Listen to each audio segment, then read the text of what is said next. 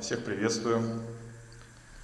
Так, очередной объект. Объект как объект ничем особо не отличается, но чем будет интересен этот ролик для людей, у кого квартиры, дома с тонкими плитами перекрытия. Здесь плита перекрытия не пустотка, а монолит, хрущевка пятиэтажная. Толщина 10, максимум 12 сантиметров.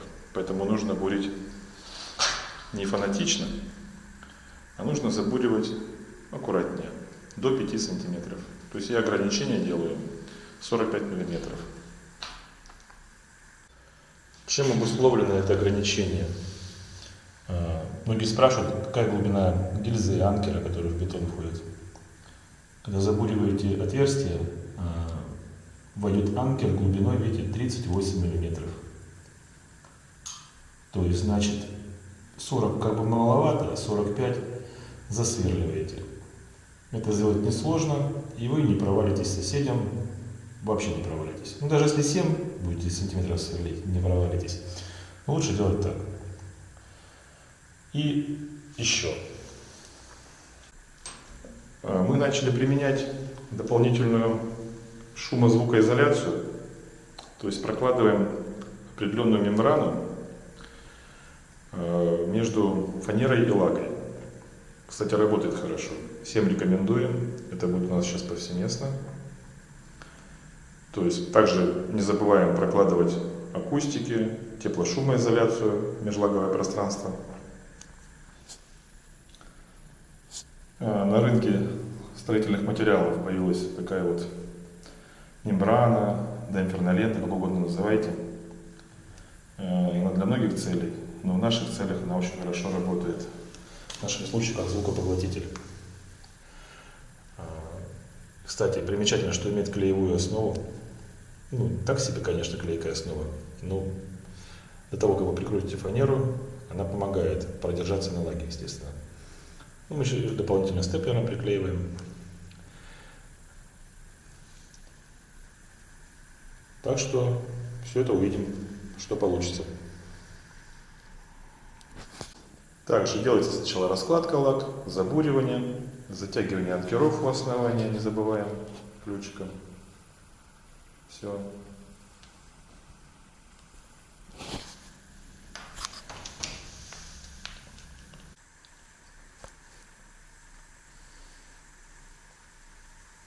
Вот наше продолжение. Лаги выставлены. Прокладываем минплиту. Акустик. Бац. Выбрали Rockwall. И потом налагиваю эту демпферную ленту. Она клеится довольно-таки хорошо. Позволяет уложить фанеру. Не сдвинется.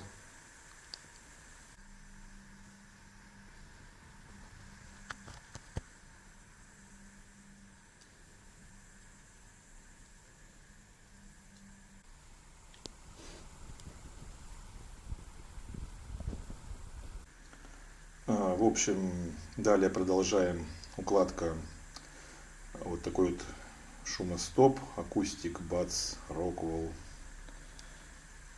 Вроде как он плотный такой, хорошо плотный.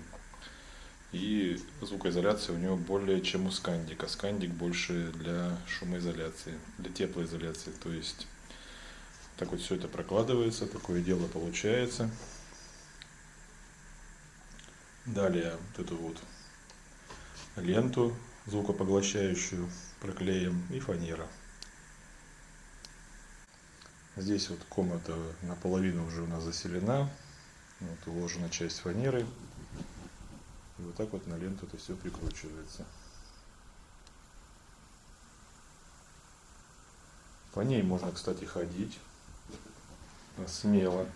Конечно, аккуратно, чтобы не сдвинуть. Клей хоть присутствует на ней, но держит не очень. Но уложить фанеру, прижать вполне достаточно. Думали, степлер нужен, где-то даже там мы советовать пытались людям уже. Этого не нужно. По мне так как.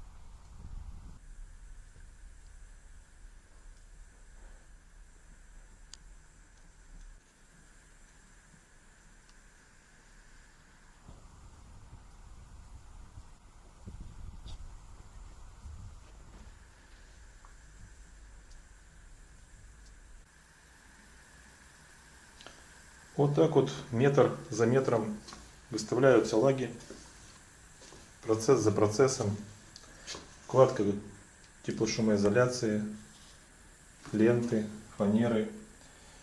И что хочу предупредить, пояснить, рассказать еще некоторые моменты. Многие сталкиваются. Вот коридор. Уже говорил, что перепады где-то порядка 6 сантиметров. В тех помещениях больших было явно все видно. А теперь здесь, из-за чего это все? Вот коридор идет сильным подъемом.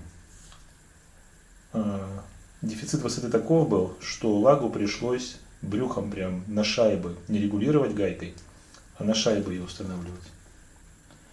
И еще заметьте, бывает, что под лагой идут гофра. Могут быть трубы, коммуникации. Что в этом случае делаем? Так как рекомендуем использовать для прикручивания 18 мм фанеры саморез 4,2 на 65, то он спокойно проходит и 7 мм выходит снизу лаги. Может повредить провода. Используем в этих местах другой саморез. Все очень просто.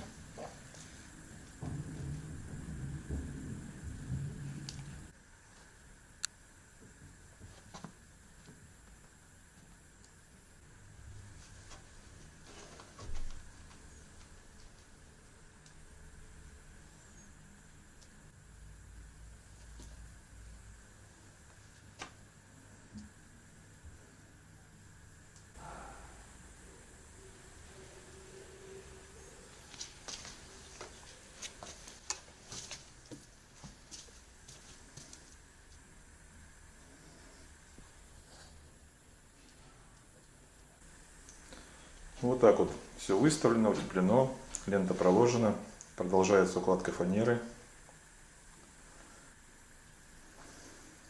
Делайте все промеры аккуратно, внимательно. Если сомневаетесь, 7 раз отмерили, 1 раз отрезали. Особенно в район труб, всяких углов, закутков. Это очень важно.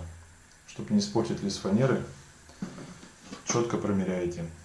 Берете какой-нибудь кусочек бумажки, зарисовали сложный размер фанеры. И все это потом пометили, а потом уже перенесли все это на фанеру. И вот так вот будет у вас все получаться.